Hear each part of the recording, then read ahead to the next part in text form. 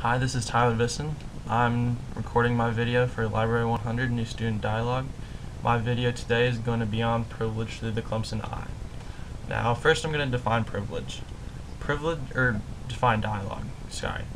Dialogue is two or more sides working together to form a common understanding. Next, both sides must explore their identities and their differences. They must temporarily suspend their judgments, and both sides must listen to the other side in order to completely understand their opinion. Now, in my opinion, the dialogue is very much based on opinion.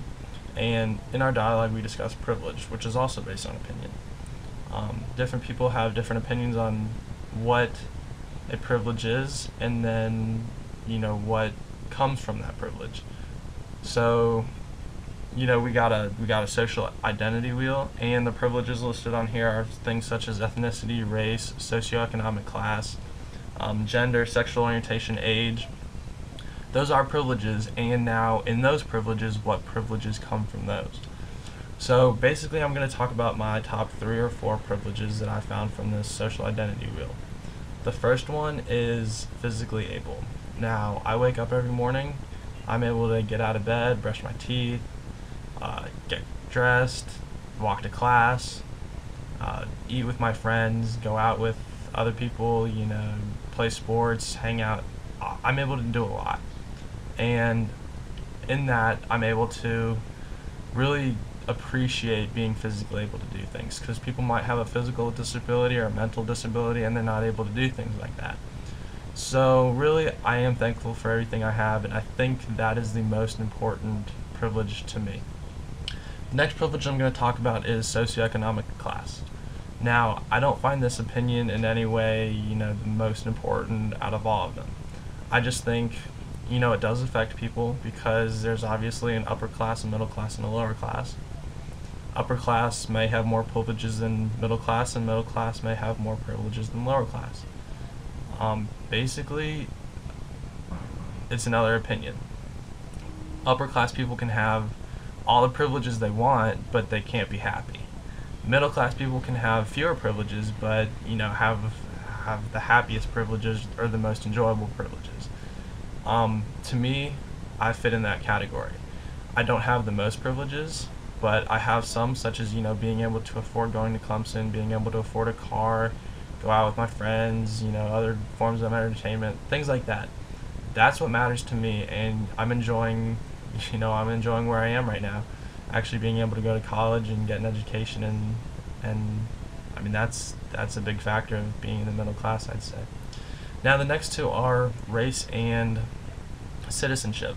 Being white and being a U.S. citizen says a lot, because we have religious freedom.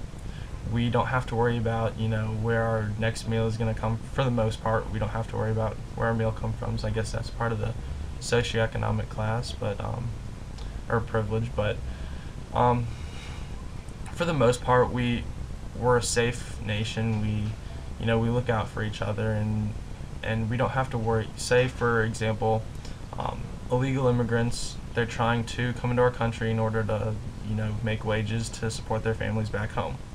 Now that's their way of desperation. We're not in that situation.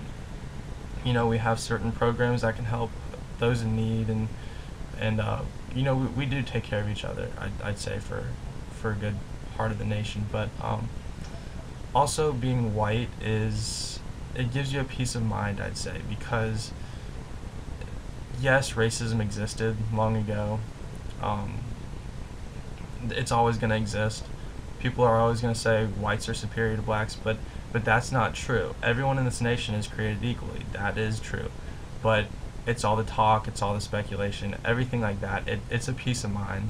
I'm not saying one's better than the other, but I'm saying from my standpoint, I do have a peace of mind knowing who I am, knowing where I came from, knowing, basically just I don't have to worry about what happened in the past. But to continue, I'm going to talk about my experience with the dialogue. Now, I think we did have a good dialogue. I think people communicated, they participated, they spoke their opinions, they gave an understanding to others, they listened to others, they voiced their information and their experiences, and we all learned from that.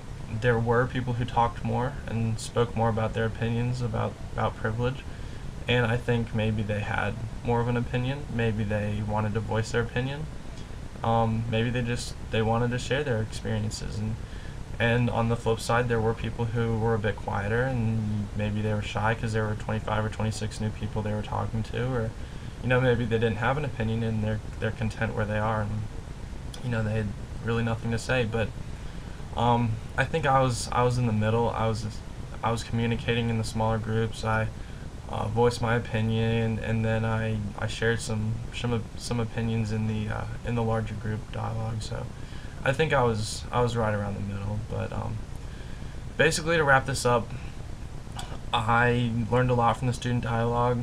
I learned, dialogue is very much based on opinion, and I learned a lot about privilege as well, and how that's based on opinion as well. But bottom line is, I learned, you have to listen to people, you have to communicate, you have to be able to understand each other's opinions, and that will make for a very good dialogue. So I enjoyed it, and thank you for everything you did. This is my video on privilege through the Clemson eye for the new student dialogue.